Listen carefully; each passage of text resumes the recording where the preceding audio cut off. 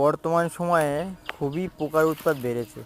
তো আজকে আমি চলে এসেছি দোফলা গাছে ওষুধ দেওয়ার জন্য। তোমাদের দেখাবো, এই যে পাতাগুলো খেয়ে দেখো কেমন নষ্ট করে দিচ্ছে দোফলা গাছের পাতা।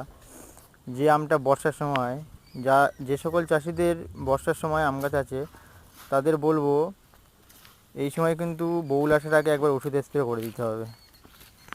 তো আজকে আমি ওষুধ দিতে এসেছি, যে ওষুধটা বউল আসার আগে দিতে হবে। এই যে দেখো প্রোজেক্স, শুধু প্রোজেক্স টিনে 25 ml করে দিতে হবে। আর তার সাথে আমি দেবো, তোমাদের বলবো এটা দিলে ভালো কাজ হয়, এই যে আঠা হেল্পার, আঠা দিলে খুব ভালো কাজ হয়। আর আজকে ওষুধ দিতে এসে একটু মেঘলা ওয়েদার আছে সেই জন্যে। তো যাদের দোফলা গাছ আছে তাদের বলবো বউল আসার আগে পুরো গাছটাকে তোমরা ধুয়ে দাও, যাতে পোকা না থাকে, পোকা চলে যায়, বউল যেন ক্ষতি না করে।